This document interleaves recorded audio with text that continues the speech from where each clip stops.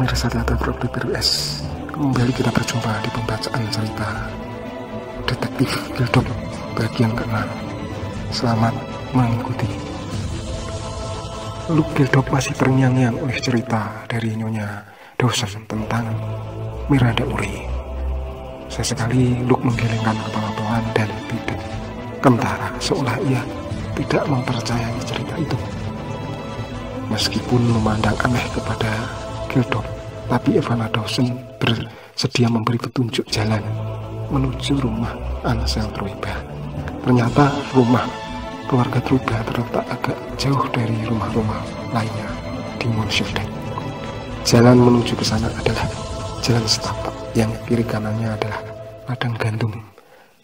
Angin bertiup berseliweran terus-menerus, tapi tidak kencang. Menjelang musim gugur di Britania, saat seperti ini Luke teringat-ingat saat ia dan Charlotte bersepeda bersama di suatu sore di jalan pinggir kota London. Saat itu hubungan mereka sedang hangat-hangatnya, hingga Charlotte kecewa saat Luke bersikeras memilih bekerja sebagai seorang detektif. Itu pekerjaan yang berbahaya, ujar Charlotte, dan pastinya kau tak ada waktu banyak untuk aku, lanjut gadis itu sambil mata birunya menyorotkan peringatan keras. Dan kedua-duanya sama-sama tak mau mengalah. Semoga Nona Vince belum beralih ke pria lain saat ini, pikir Luke di dalam hati. Rumah Ansel Trueba adalah rumah dari kayu yang tampak bersih. Begitupun halamannya. Ini sedikit membuat hati Luke terkesan. Tidak seperti yang ia bayangkan sebagai rumah seorang dukun ilmu hitam seperti dikatakan orang-orang Monshuldet, yang pasti akan menyeramkan. Hal ini membuat Luke semakin penasaran apa sebenarnya yang dilakukan oleh keluarga Trueba itu sehingga warga Monshuldet memusuhi mereka. Dengan langkah setengah ragu, Luke mendekati pintu rumah. Permisi, Pak Trueba, Darren, apa kalian ada di sana? Suara Luke agak dikeraskan sambil mengetuk dengan ring besi yang terpasang di pintu. Buka saja, silahkan masuk, buka saja. Terdengar suara berat tapi tegas. Itu bukan suara Darren. Setelah perjumpaan mereka di belakang pondok Nyakra malam lampau, ia sudah cukup hafal dengan suara Darren. Perlahan Luke mendorong daun pintu dari kayu hutan coklat tua itu. Ketika ia melihat seorang lelaki berkumis lebat, rambut agak gondrong dengan sorot mata tajam, menoleh pada Luke yang masih terpaku di belakang pintu. Di tengah ruangan, di atas sofa berwarna krem, tangan laki-laki itu melambai ke arahnya. Silahkan duduk. Pak Ansel Trueba, tanya Luke sopan. Ia tampak seperti cukup bisa dipercaya, kata Luke tersenyum. Lagi-lagi Ansel Trueba terkekeh kecil.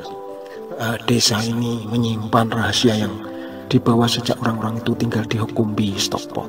Tapi disinilah terjadi kobaran api yang sebenarnya, ujar Ansel Trueba penuh makna yang tersirat. Maaf, kenapa orang-orang itu membenci Anda? Tanya Luke sambil terus waspada. Ia belum tahu sepenuhnya perangai Ansel Trueba. Tapi sepertinya Pak Trueba bereaksi biasa saja dan terlihat tenang.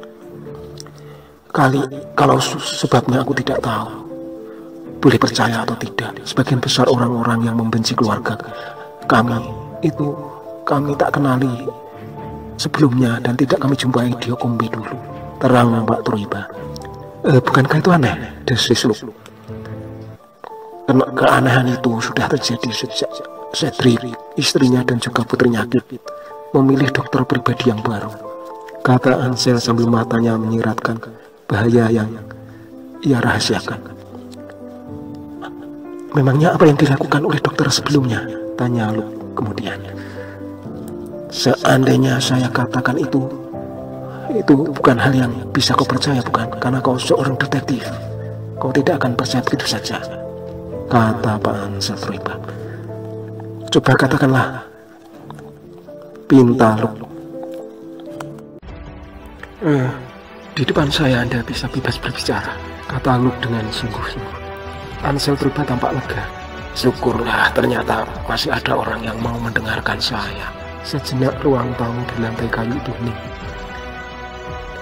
Cedric Kral bukanlah orang yang kepribadiannya cenderung ingin bunuh diri. Riwayat kesehatannya cukup baik, kata Pak Purba kemudian. Bagaimana Anda bisa begitu tahu dan yakin? Tanya Luke heran.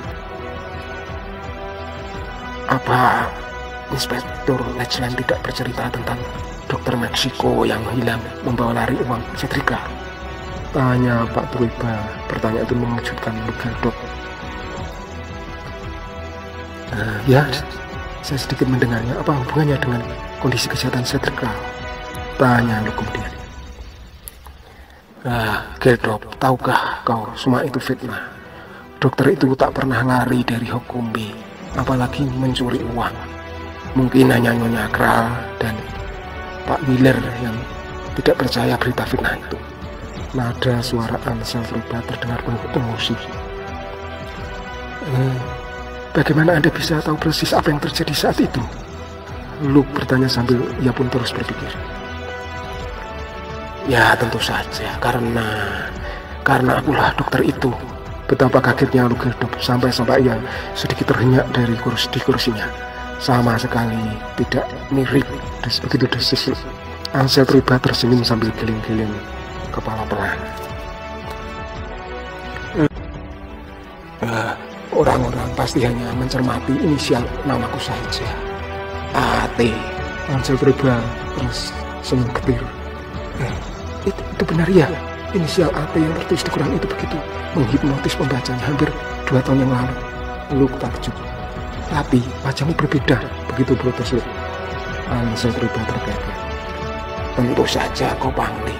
Dulu rambutku tidak panjang begini dan mukaku juga bersih tanpa kumis dan cabang yang lebat begini. Luke lagi-lagi takjub. Barulah Luke menyadari bahwa Ansel terlibat adalah dokter pribadi keluarga Kral sejak masih ada Tuan Horace Kral. Cedric Kral belum menikah, belum ada istrinya, dan tentu saja belum ada anaknya. Luke,